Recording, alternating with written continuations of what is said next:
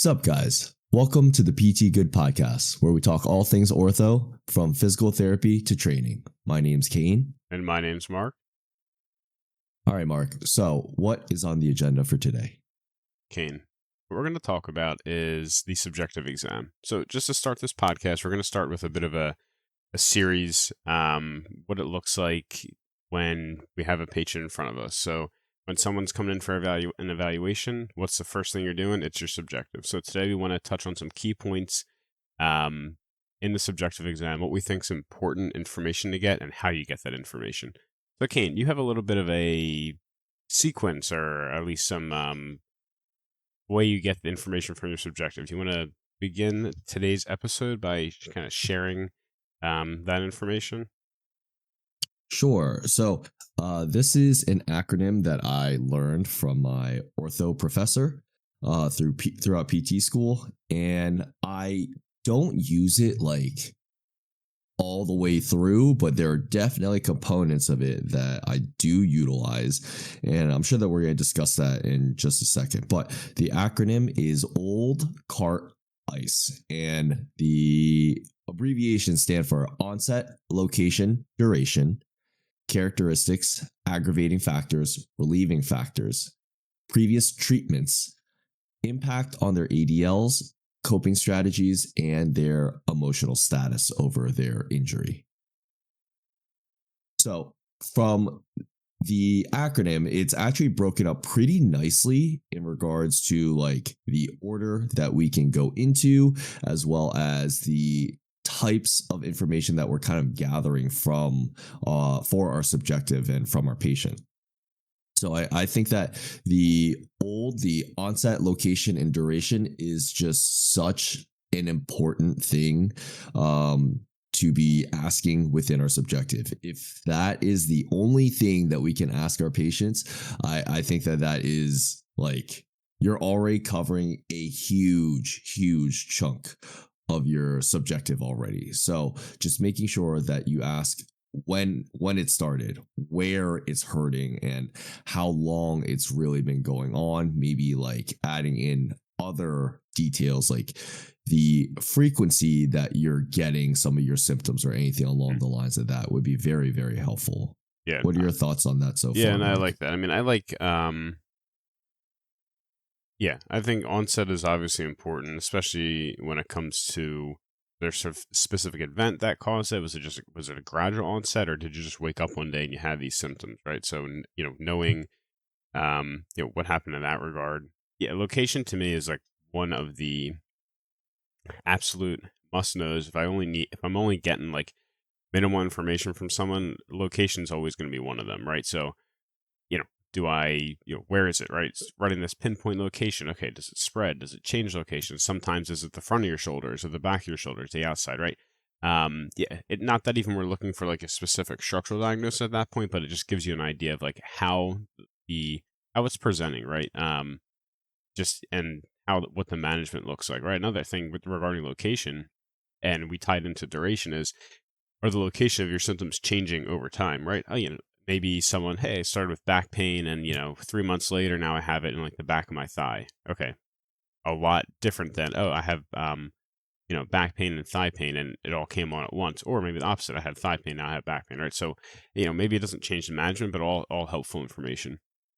Regarding duration, like we got to know how long it's been going on, right? Another thing that I really like in terms of duration is someone who and maybe you can build off this in terms of any other follow-up questions you ask regarding those three things that you just talked about. But for duration, I really like to ask, okay, if you have symptoms, how long are they lasting, right? Or maybe like someone's like, okay, my back really hurts if I sit for too long, right? How long do you have to sit? Oh yeah, I sit for 45 minutes and the pain starts. Okay, if you sit for another 30 minutes, what happens? Oh, it stays the same. Okay, versus, if I sit for another 30 minutes, it just continually increases to the point where I have to get up, right? So we're getting an idea of like how they're able to tolerate certain positions. And then if we stick with the sitting example, okay, once you do get up, what happens? It goes away right away. Okay, versus, oh yeah, it takes it like it doesn't really go away. It just kind of gradually decreases on its own over 30 minutes. Okay, so now versus if someone stands up and it goes away right away, it's like, all right, that their management is probably going to be a little bit easier compared to someone like, oh yeah, it stays there after I've sat for that long, where that person has passed a certain threshold and their body hasn't figured a way to come back down from past that threshold. So yeah, like simple information, but all very necessary, all very important. But there's a little bit, in my opinion, a little bit more digging that can be done that will really help guide the rest of your examination and your treatment going forward. What about you, Kane? Is there anything you want to add to that? Anything that you look at farther regarding those first three characteristics of subjective being onset, location, duration? Yeah, sure. So, I want to touch on what you said in regards to the. Actually, I'll just go through all of them because they. Yeah, I yeah. was like, Let's I'm hear going to it. touch on location and duration anyway. Hmm. So onset, I think is important because it helps us determine, the time frame that's been going on for. Is it acute? Is it acute going on chronic? Is it fully chronic at this point? And that really helps us determine like what our prognosis is going to be like. It's one of the pieces to the puzzle. If Sure. it's something that's acute, is it something that needs to calm down a little bit more? Or is it something that we can treat right away and then get those instantaneous effects that we're looking for? Is it going on chronic where we're like, okay, it's been lasting for a while. It needs a little bit more time. So that's where we need to adjust some of our expectations because I usually tell patients this where if they come in and they've had years of pain and they expect to be better within 1 to 2 sessions, I'm like, hey, Hmm. how long has this been going on for? And think about how that period of time. Do you think that it's fair to make that change and get rid of all your pain when it's taken this long for you to be able to come in and get treatment? I don't think that that's like a very fair assessment or Right. expectation to Right. set on to us or for your recovery regarding your symptoms. So Yeah. I think that that's a very, very good conversation that pops up occasionally to make sure that you and your patients are on the same page. Yeah. In regards to location, I think what Mark was touching on, but we didn't quite explicitly say, is that when you ask about location, a lot of it is because Mark and I'm sure that a lot of people will share the same sentiment, is that when you ask about location, we are not only trying to figure out if it is a specific joint that is being affected, but also if it's being referred from somewhere else. Is it coming from their spine? Is it another referred pain pattern? For example, like a rotator cuff or anything along the lines of that. These are very common presentations where you have pain at a location and it radiates down or it shoots down. So I think that that is really important for us to help tease out that information of whether or not it's a spinal referral pattern, you know? So that is definitely important for us to make sure that we're on the dot or at least considering both diagnoses. And sometimes it's just one of them. Sometimes someone has shoulder pain and it's truly a shoulder. Sometimes someone has shoulder pain, we treat their neck and then it's gone. And sometimes we treat their neck and it only goes away maybe like 50%. And then the other half is truly the shoulder. So it definitely helps us tease that out a little bit Yeah. more. At least puts like different possibilities on your radar, right? So like even like let's say someone only shoulder pain, no neck pain, but the presentation is something like it starts around my like trap area and goes down to my outside of the shoulder, like halfway down the arm. Okay, could it be cuff? Could it be something structurally shoulder? Okay, possibly, but you probably have enough information there. At least look at the neck. So regard um compared to if if they you only asked about location and they only said, yeah, like my shoulder hurts. If you're not asking where, if you're not asking when, if you're not asking, yeah, those kind of important questions, you may not be getting the right information to put the full list of possibilities on the table. Yeah, and I think that that's really important because when you get those characteristics, it just helps you better determine a prognosis and expectations for your patients. Like you're just able to know, like, oh, are they really symptomatic, and how does it change? I think asking those baseline questions are just really good, because it's not just that you're understanding their condition better, but you're actually understanding how you should tailor your examination following. And it's just like, okay, if you are highly symptomatic, we're probably going to have to back off on some things. Maybe I won't be as aggressive with my testing.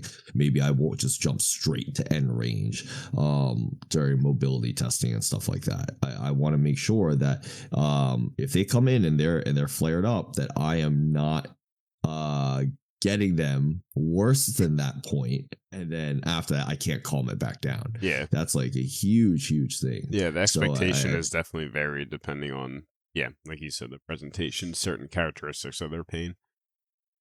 for sure. And now the last characteristic, which is duration. I think that that's so important in determining the level of irritability. If it comes on, just like Mark said, if you do an activity and it flares up your pain and you feel it, and then the second you stop the activity, it goes away. That's pretty mild. I would say that's not too bad. That's something I can very easily work with. If you have someone who gets flared up for a few minutes, still not too bad. Fairly mild. Maybe a few hours, definitely more moderate. And then some people stay lit up for the entire day, next day, something along the lines of that. And that is way, way, way more irritable So touchy. than. Yeah, so we got to be a little bit more careful about what we're doing throughout our exam to make sure that we're not just flaring them up. If they're low irritability, I'm testing them. I'm putting them through the ringer, making sure that we're getting all the information that we need, because they'll be okay. It's not like we're ruining their entire day. But if someone who's really irritable, that's when I would be a little bit more cautious and conservative with my approach. Yeah, I agree. You had, in regards to duration, then, like, anything? I used to put a lot of. I think I used to put more emphasis on this than was necessary, but I still ask now regarding the, like, excuse me, maybe a certain time of day when they're feeling it for a longer time. I think this ties into something we'll talk about in the next section. But anything that, like, regarding duration, do you talk about like that more like temporal component, like when they're waking up in the morning versus going to sleep at night, or if it does just kind of pop up on its own, how long's the last thing it's going away? But like more so, yeah, what happens when you wake up? How does it feel, going to bed? Anything you touch on in that regard? Yeah, so it's like I'll ask, when does it come on? And when does it get worse? Does it get better throughout the day? Issues with sleep, things along those lines. So definitely diving into a little bit more of those specific questions for our patients to make sure that we're actually getting the relevant details, because it's not just like how long has it been going on for, and how often is it like presenting, but now you're getting more specific, like when is it presenting? What activities are you doing? How long are you doing those activities for? Things of that nature. And we usually will find, like, I think the classic depiction of someone who has a low back pain, that can be like very quickly changed, and we want to make sure we know these characteristics, is that they wake up and then they may or may not have that pain, but usually it's just that it gets better throughout the day. It gets better with activity. It gets better when they're walking and stuff like that. Sometimes it's like, oh, if I walk, it feels great, but then if I walk too much, then it gets me.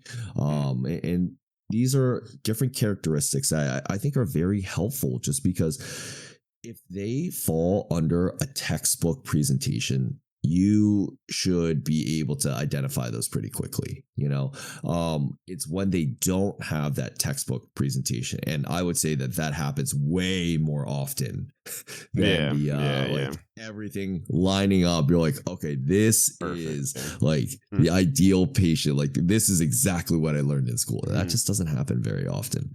So when you have all those pieces of information, it just makes it a lot easier for you to at least synthesize all that stuff and make sure that you're on the right track, because it doesn't line up perfectly, but you're probably going to have a much more educated guess once you have put all of your ducks in a row. You've gotten all the relevant information that you need, and you are being thorough with your subjective. I think Yeah. like being Mhm. thorough in your subjective is going to cover like it's pretty much going to help you figure out what your diagnosis, your prognosis, and everything is, Yeah. up to like, I'd say like 75, 80%, something along the lines of that. Yeah, no, I agree. I mean, it sets you up for the rest of it. It's not the way I look at it is your subjective is basically, um, that it's you like really like yeah, you should have at the very minimum like a 50% idea of what's going on, and then your objective is ruling in or out whatever your suspected um like diagnosis is or your management plan, right? So I mean, sometimes um if I'm not getting a lot from the subjective, I go not in reverse. I mean, I still do a subjective, but I find, I'll ask questions during the objective, and then the person gets a better idea if you know what I'm asking. But yeah, the subjective is certainly like the foundation of your entire like objective, and then going forward, your treatment plan, your entire plan of care. Yeah. Okay, you want to give us a little bit of introduction to this next section of what we're discussing? Yeah, sure. So then after that, we have characteristics, aggravating factors, relieving factors, and previous treatments that they've done. I'll let you start off first, Marco. Mm-hmm. What are your thoughts on like these questions? How often do you ask them, Yeah, and how important are characteristics they is to you? like out of those three things, characteristics probably falls is the least important to me.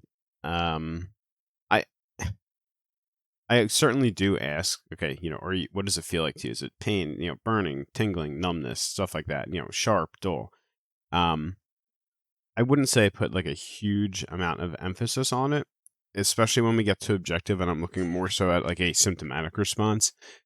But I do ask it. Like I had someone come in yesterday, and they had at times they would have pain in their forearm. At times they would have numbness, tingling, right?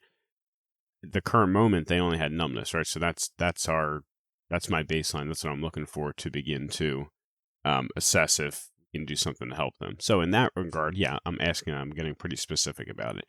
But I don't yeah, I ask it, but I'm not compared to the other two, I don't know if it's as important. Um aggravating and relieving factors, I think, in terms of the subjective, gives you like a ton more information, right? Like we use the back pain example about like sitting, right? Like, okay, when are you getting these symptoms, right? Sitting, okay. Or is there anything you do that takes them away? I stand up, okay. I mean, like we talked, that's a textbook easy example. Maybe it doesn't happen, but maybe okay. If someone tells you sitting, okay, what happens if you bend forward to pick something up? Oh, it doesn't hurt, right? So now we have a bit of that like time factor into it. Versus if we just hear sitting and we think lumbar flexion, or maybe it's the opposite. Maybe like I've had people come in, it only hurts when I sit. Or I remember this one person, yeah, it really hurts if I sit in my chair at work. But it's weird because when I do spin class 5 times a week and it doesn't hurt at all. And I'm just like, that's kind of weird. Okay. Show me how you sit at work. And they're 50% through their range of lumbar extension. That's when it hurts. And, they ended up doing better with flexion based movement. Um, so a little bit specific in terms of like the aggravating factors there. It's like, okay, we need to know. We can't just we can dive a little bit deeper in that regard too, instead of just thinking like, all right, sitting's lumbar flexion, but then they just said bending's fine. Right? It's a little. It requires a little bit more investigation. Same thing with relieving factors. I mean, sometimes I find like the people typically have a better idea of like what makes it worse versus like what helps. I mean, that's typically why they're coming to you, right? They haven't found something that really like consistently relieves it. Or maybe they're kind of on the right track. They have an idea like, oh yeah, you know, when I stand, it's better, but then once I sit again, first, you know, it comes back. They're looking for a way to manage it, right? So, yeah, definitely the better worse is or the relieving and aggravating factors. I'm definitely asking a lot about. And then characteristics are important too, right? Especially if you have someone that has multiple different symptoms that they're dealing with, whether it's like a numbness, tingling, and furthermore, if that presents at different times, like the person I had yesterday, forearm, shoulder to forearm pain, starts with pain, goes to tingling, goes to numbness if they continue doing the thing that makes it worse, which is like, okay, I understand that pattern. I recognize it. I know what it is. This is how we're going to address it, right? Versus if it's like, yeah, I get numbness just and tingling in my fingertips, but the pain's in my shoulder down to my elbow. Okay, maybe we're still thinking like radiculopathy, but we need more questions regarding that. When you get the tingling, when do you get the pain? Is it, do you ever get the pain and and not the tingling, vice versa, right? So yeah, the characteristics are important when I think there's multiple things going on. But we tie that into everything else we talked about: the location, the duration, and then the aggravating and relieving factors as well. Sure. So I my stance on characteristics is pretty similar to Mark. I do put a little bit more stock into it, but only for specific things. Like my phrasing for when I ask them, like, you describe your pain to me, and I'll usually follow it up with, is it sharp, dull, achy, sore, and then is there burning? Any numbness, tingling, radiating pain, those are usually that's coupled in right away. And the reason why I get value out of this is A, if it's burning, numbness, tingling, radiating, or shooting, I'm usually thinking that it is going to be like more nerve based. And then on the other hand, if it's sharper, I'm a little bit more likely to think that it might be muscular or soft tissue in nature. If it is sore or achy, I'm a little bit more likely to think that it is joint related in nature. So that just helps me narrow down things a little bit faster. Most of the questions that we're asking, as you can tell, it's to help you be able to narrow down your differential diagnosis a lot faster. In the beginning, when someone just says, "Oh, my shoulder hurts," your differential list should be long. Hmm. Like they're that's all that you're given. You should be thinking of every potential shoulder diagnosis possible. And then maybe the most common ones are all the way at the top of the list.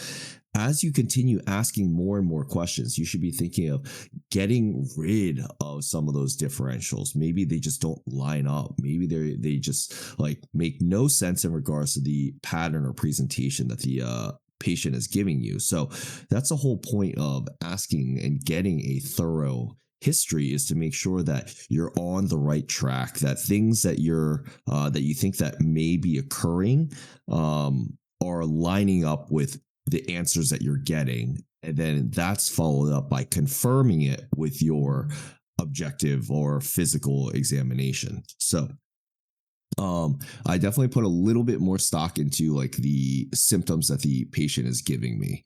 But then for aggravating and relieving factors, I definitely do agree with Mark. But my biggest gripe whenever I ask this question is when I ask it and the patient says, I don't really know what makes it worse, or I haven't noticed anything that makes it better. And sometimes that is the case. Yeah, But those are the points where I'm just like, all right, let's start moving. Like I mentioned it before, it's just like if they're really like if they don't know, like it- they're just not. Maybe they just haven't been like trying to notice it. They just know it hurts sometimes. I'm like, all right, let's just move, right? Yeah, and I think that that's super important. Like what Mark is saying, I think here is, if you aren't getting that information, you need to be getting it Yeah. somewhere, somehow. You need to get your patient to move. You need to ask more questions, better questions, to make sure that you are able to get that information because it's so important in you being able to formulate a better plan. Like when you have aggravating and relieving factors, most of the times you're going to know what patterns those things fall into. Like the same example that Mark said, when someone comes in, they say, "Oh, it hurts when I'm sitting." And most of the times we're likely to think, "Oh, it's flexion based. So maybe that is what they need to avoid." But then he might ask, "How are you sitting?" And then that gives you way more information because then they show you, oh, just like his patient previously, they're sitting in more extension. You wouldn't have known that if you just took it at face value. So when you're going through these things, sometimes it's important to dig deeper, not just take what the patient is saying at face value and assuming that they fall in line with the other patients and their presentations and that you've seen. So make sure that you're actually confirming the things that you are assuming as well too, to make sure that you're on the right track. Yeah, especially if things don't start to add up. Like when you start, like you talked about, our subjective, we're kind of getting all the information that's relevant to, give us a list of what we think could be going on, right? So, in that case, we're thinking, okay, it's lumbar, it has a movement component, right?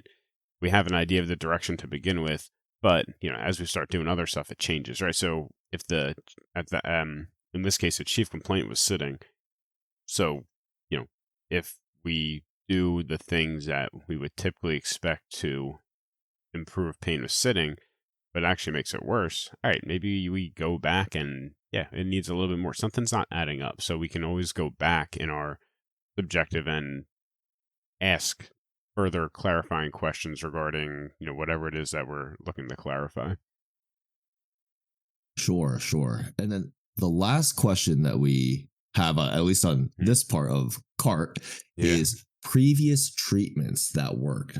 I think that this is such a good question because it helps frame you for success. Like if a patient has gotten previous treatment where they go to a physical therapist, they go to a chiro, and you ask them what worked, what didn't work, and you ask more questions about it, that gives you so much more information. Like if you go and you ask them, "Oh, what's worked?" and they say they went to a chiropractor and they're like, "Oh, it worked for like, I felt better."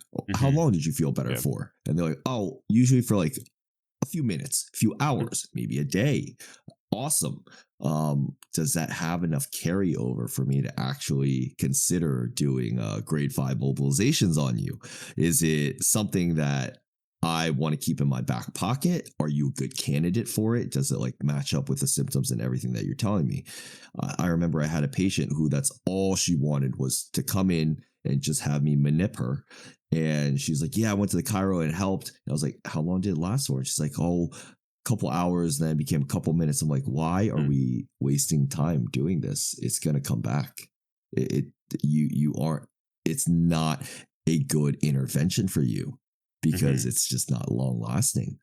So I think that stuff like this really helps set you up for success. Learn from the previous providers' mistakes or successes, and go on from there. If they did something that they just did not like, it just didn't line up with their philosophy or what they expected in their care, maybe don't do it. Yeah. They're giving you that answer, right? And on the other hand, like if it's something that they had a clear benefit with, like it should probably be part of your plan or at least investigated, right?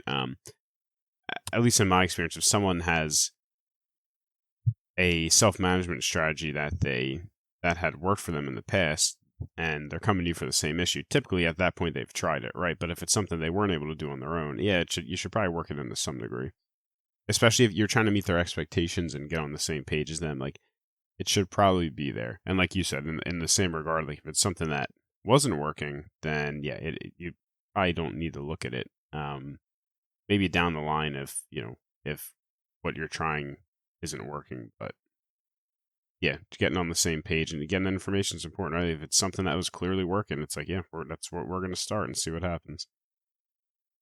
Yeah, and I think the other thing that we could consider is if they had um how many bouts of treatment have they had? How many Mm, things have they tried? Usually for patients, if they haven't done if they haven't gone to another medical provider, most of the common things that I'll hear are like, ice, heat, yeah. NSAIDs, stuff like that. Or they may have tried some exercises. Sometimes, if you have someone who's a little bit more ambitious, Mm, they'll say, "Oh, I looked this up online. I tried a yeah. couple of the stretches and stuff like that on YouTube." And that gives you a little bit more information. But on the flip side, for patients who have seen a medical provider, this is where I think it can get a little bit more tricky, or they give you some additional information where, hey, that might not be the right referral source, is where they come in and they're like, "Oh, I've had a bunch of injections for this already Hmm. and nothing has changed it," or I've had a history of multiple surgeries Mm, and it hasn't changed this. And so that's where I think that knowing what you're kind of dealing with, is this the right thing, um, to be like, are you treating it in the right manner, yeah. or is it something that was completely missed beforehand? Like, for example, there was a patient that I was discussing with one of my colleagues. He said that she had a history of 3 or 4 laminectomies, and she was like, "It's not getting any better. My symptoms are staying the exact same." And to be fair, that's the positive outcome for spinal surgery, is not a progression of your Hmm. Yeah. symptoms, Yeah. which to me, I think is wild. When someone gets back surgery, you're hoping that it resolves, if not relieves, your symptoms, but Mm, keeping it at the exact same, I don't know. mm, That's a pretty big yeah. ask when you don't know if it's going to get worse in the first place. And so that colleague ended up just treating their spine through repeated motions, and boom, gone, Mm, completely gone within like years of pain, multiple surgeries, multiple injections, and then just trialing that and seeing that that takes away like all their symptoms, I think is so important. But it kind of lets you know that, hey, sometimes those options just aren't viable for the patient. They are huge tools to be using. One of my mentors usually says that sometimes you don't need a sledgehammer for a chisel. Like you need to yeah. pick the right tool for the right occasion. And there are patients that do need a back surgery or a spine surgery or whatever it is, and others that definitely would not benefit from it. And it's our job to at least identify that. So when you get that in your history, then you kind of know, hey, what exactly can I do here? Can I move you a bunch? Maybe I can't. Maybe you're more limited following your surgery. Maybe Mm. you had a fusion, right? And then just going off of that. Yeah, I like that you said using that kind of like when I think, or just like when I hear the term initially prior treatments, I think like what you said, like some modalities, ice heat, over the counter medication, stuff like that. But if you have a case like this where it's a chronic issue and they've had an operation or two and they've had injections and maybe other kind of invasive type treatment and they're not getting any kind of response, yeah, it gives you an idea. Okay, we can rule something out, or clearly this management strategy wasn't working and we have to look elsewhere. We have to do something different. Okay, what's it? All We right. have the last part here. Take us away. Okay, so we got ICE here. Impact on ADLs, coping strategies, and emotional status. Now, I am not the biggest user of these last bits. I think that they certainly can be important, but a lot of this I think is kind of like people skills. The first one I will say is very important. I think that your patient's symptoms and the impact on their ADLs is super important, because it helps tell you what are they able to do, what are they willing to do, and how much has their quality of life been affected.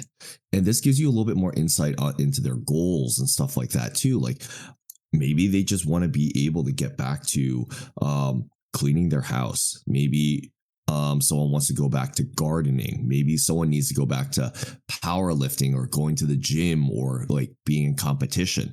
Like those are considered to be parts of like their normal daily lives. So it's not like ADLs to me, I just write off as like, oh, can you shower? Can you get dressed? Can you cook and clean? And that's it. Like each person has different activities that they normally fit into their lives. If someone needs to sit down for several hours to play video games because it's what they enjoy, well, guess what? That's an ADL, and that's what we need to address. It may not be the best for their spine, but we need to teach them what exactly they need to do to help manage that, and so they can do what they want to do.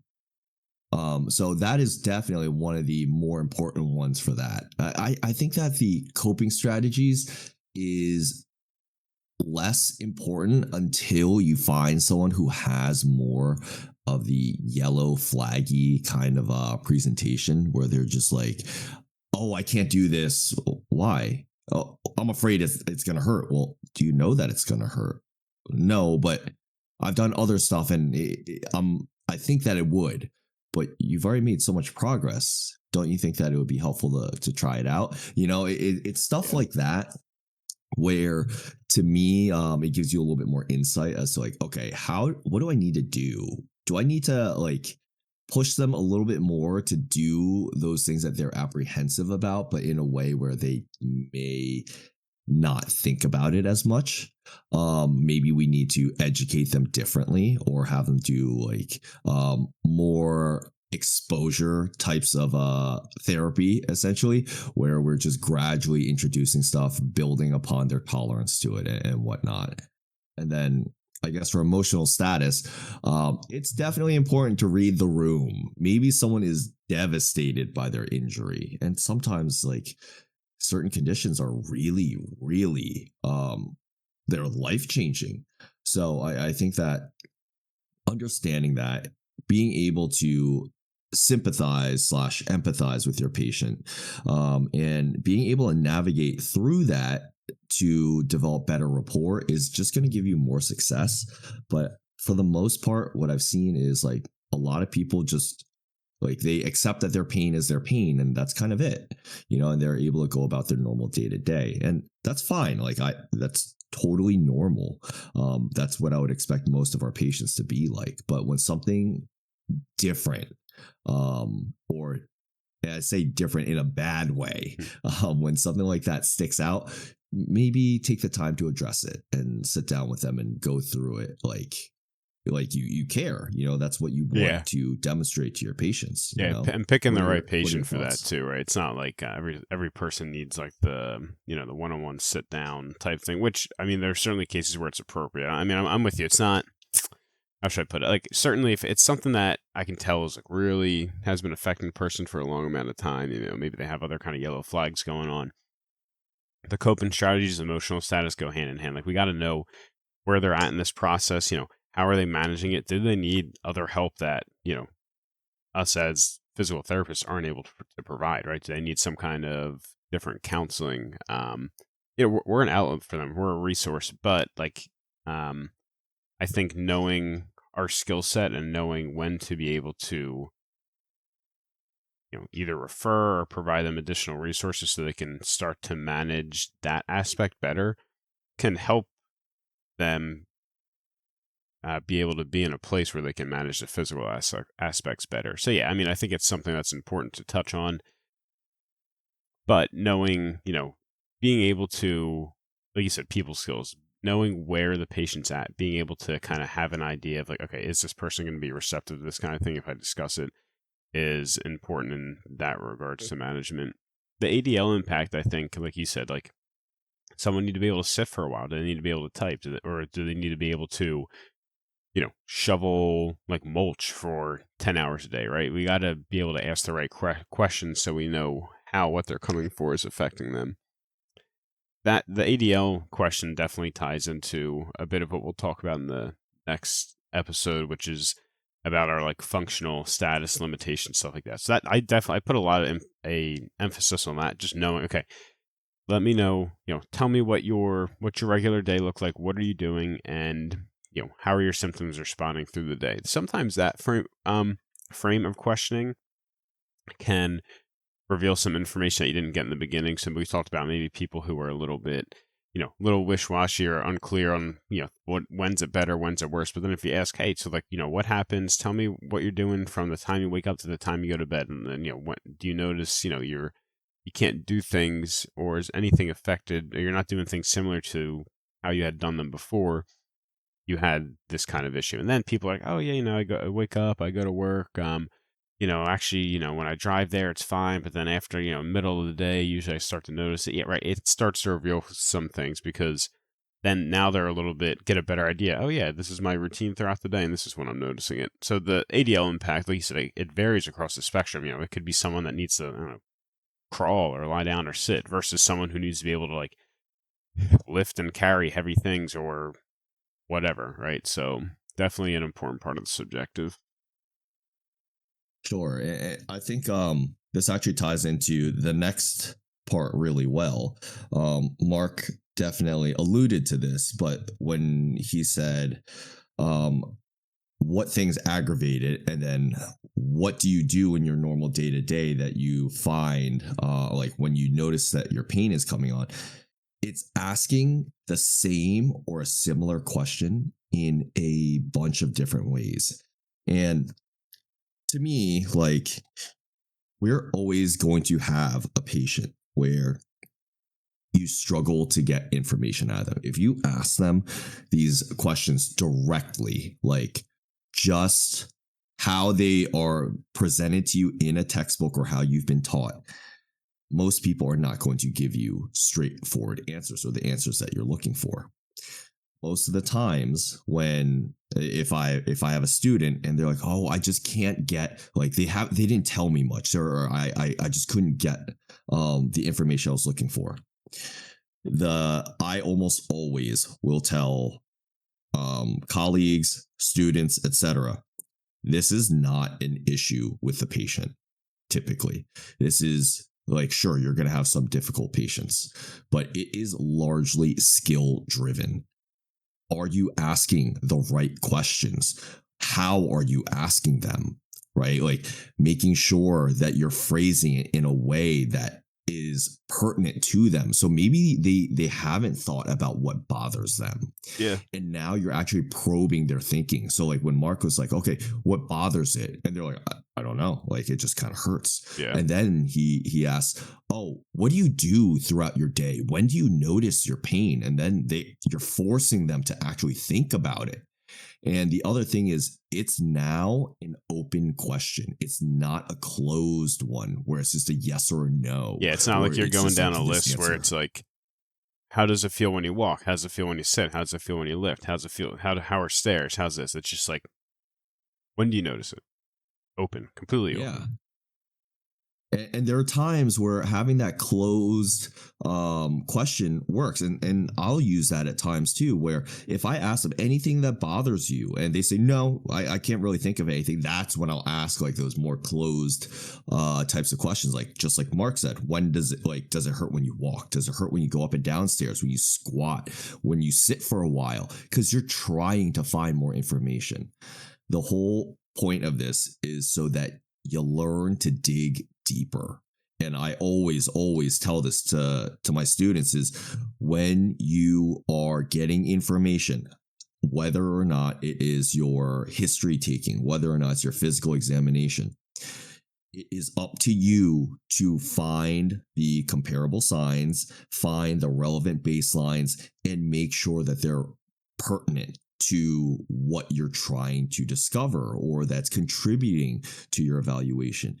It is largely a skill issue when you are unable to derive that information. I'm not saying all the time, but a huge chunk of the times you work with someone who is a very good clinician, they are going to ask very, very specific and poignant questions. They are going to know how to draw that information out of their patients. And that is a skill and art in itself. Most people, when you're students, I usually say this is you don't know what you don't know. And it's hard to appreciate that because they just get to the point where they're like, I know how to do this. Like you've seen someone do it. Yeah. You Yeah. watch someone, a skilled clinician, do an eval multiple times. You know what it looks like, but do you actually know how to implement it? How to navigate through that yourself and know, okay, I've collected all the information I actually need. I'm ready to move on. And I think that that is where a lot of people struggle with, and just making sure that you're collecting the information and being confident with the fact that you've gotten all that you needed out of this, that you've asked the appropriate questions. And I think that's such a valuable skill that I still continue to work on. You know, it is not something that is just like there and then No. you just Yeah. have it. No, it's something that you continue to refine. Yeah. This isn't just like something you know or you don't know, and Yeah. it changes with each patient. Yeah, as I was gonna say, like look at the sample we're working with. It's completely variable, right? You're never gonna have a. Certainly, you can begin to narrow it down when it comes to the patient presentation, but every single individual is going to be different, right? The way you go about it is you're going to have small nuances in how you address a subjective, which is something I wanted to talk about next. Like, we talked about old card ice, which covers our general information, or maybe the most important things you want to touch on when it comes to most patients. Are there any like specifics, populations that you feel like you have to ask? Maybe not the questions differently, but like actually we can just say any additional questions you would ask to, in addition to the ones that we talked about. Yeah, I think it really depends on like you said, the patient population. So if I'm working with someone who's like general population, I will typically ask them all these questions, and then if they tell me, oh, it really bothers me when I'm at work, well, I'll probably ask them, hey, so what do you do for work? Yeah. What is your day look like? Because if someone tells me, oh, I'm in the construction business, okay, it would be pretty wrong, but also not inaccurate for me to assume, oh, it's a pretty physically demanding job. Maybe they do a lot of manual labor, but what kind of manual labor are they doing? But then I ask more and more and more, and then they're like, oh, I do a bunch of like planning and project managing. And then I'm like, oh my God, that was so dumb. So then it's just like, well, if you ask those questions, then you don't assume. Yeah. Then you actually understand, like, hey, maybe don't take what they said at face value. And then that way you don't just make those assumptions. So I think it's really important to, like I said, dig deeper into what they need to do. If someone is an athlete, that's when I'm like, all right, so what sport do they play? What position are they? What's their training like? Especially nowadays with kids and their sports and how things have changed. Like they play for their school, they play for their AAU teams or travel teams. They play year round. They go to all these different tournaments, and it's just like, whoa. So now you don't only have your practice, you have your practice, another team's practice, you have your lifting schedule, you have your team's lifting schedule, your travel team's lifting schedule, and these kids are training like 3 times a day. Yeah, and which is gonna which information you need for your management strategy for whatever they're coming for, right? All relevant information. Yeah, I mean, it's not, maybe in that case, if someone's in season, they got all this going on, I don't know if they're gonna come into PT twice a week, depending on what they're coming for, especially if it's like an overuse or soft tissue type irritation thing, like, or coming in twice a week and loading them up on top of what they're already doing. Is that going to be beneficial compared to someone who's, acute type injury where they're going to be offloading temporarily? Maybe they're going to be scaling down the volume intensity of their practice or their lifting, whatever kind of training they're doing, right? So different depending on the person again, right? Yeah, and I think like a really good question that I'll get, or that I'll ask, is if someone tells me that they're getting ready for a competition or something, I would hope that someone asks the follow up is, when is your competition? what have you been doing in preparation for it? Because then your time frame. Then like, okay, maybe they overloaded too fast. Maybe I need Mhm. to monitor their training and back them off and then do more appropriate interventions to manage their stuff in the meantime. Or maybe they're totally fine doing their normal training and you just add on this additional stuff and be totally fine. It's all these things that you really have to consider. And then also, like I said, the timeline is so important. Is it realistic? Is it something that you can manage? Is it something that they need to push through? And can they push through Mhm. it safely? So I think all these things just weigh in on what your planned intervention is and the amount of time and wiggle room you have to work with. Like I have a patient right now who is telling me that she's getting ready for a competition in 2 weeks. And I haven't had a whole lot of time with her. And I'm like, hey, I can't resolve your symptoms within this Mhm. time. There's just no way. But what I can do is I can manage them, teach you different strategies so you don't absolutely blow up during your comp, and then going on from there. And to me, I also cleared her where I'm like, she's safe. She's fine to compete. But is there a chance that she exacerbates it? Sure. Yeah. But it's not like she's going to absolutely trash her knee following the competition. Yeah, and maybe It's she just can. making those decisions. Yeah, she maybe at this point she can perform at the level she needs to, and we can deal with whatever happens afterwards, right? Compared to someone who's Yeah. like, oh yeah, I just I injured my knee when I did a race a month ago, and now I haven't even signed up for another race. I'm here to deal with it, right? The management's different in that regard too. Yeah, and I think laying it out there for the patient is super important too, where you're just like, hey, this is your decision. I Mhm. can't make this decision for you, but here are your options. You either choose not to compete and then you can rehab it. You choose to compete and then everything's fine, or you choose to compete and then it gets worse, etc. Yeah, yeah, Those are the options, and you have to have that foresight to be able to lay that out there for your patients so that they understand what they're doing. That is your job. You cannot make decisions for your patients. You cannot make them do anything, but what you can do is ensure that they are making the best informed decision based off of the information you're giving them and the things that you synthesize from your evaluation. yeah. That's another skill too. Like you can get the information, taking it all together, synthesizing it, and then taking the individual into account too, and getting an understanding of what you think may be going on and what would be the most appropriate, most beneficial loading strategy for that individual is a skill in its own. All right, Kane. Anything else you wanna add to what we talked about regarding the subjective exam? No, I think that we flushed that out pretty well. I think the biggest thing is just to make sure that you're asking pertinent questions, make sure that they're relevant, and that you are asking good questions to get as much detail and information out from your patients. But also making sure that you stay on track. Sometimes you'll get those patients that info dump on you. Make sure that you are in control of your eval and you're guiding them the right way. Yeah, and I mean you're hearing them, you're listening to them, but also you're like you said, it can get a little bit. If you're not getting the right kind of information, it may not be beneficial to utilize the time just letting them, like you said, info dump, just give you a bunch of things that could make your exam less efficient.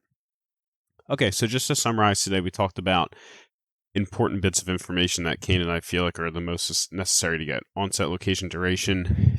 Next, looking at the characteristics of pain, things that make it better or worse, aggravating or relieving factors, any kind of past treatment, and then our kind of background type things when it comes to coping strategies, emotional statics, and impacts on function ADLs. We talked about efficient ways to get information from patients, the relevant kind of information, and really taking the individual in front of you, the patient, into context and understanding where they're at in terms of the pain they have and being able to get the most relevant, pertinent, and important information from them to be able to manage the symptoms that they're coming for and to develop an appropriate treatment strategy for them. Well, that concludes today's episode of the PT Good podcast. Remember to leave us a like and subscribe to us on whatever platform you're listening to us to. Thanks for listening, everyone. We hope you enjoyed, and we'll see you on the next episode. Still love you. Bye.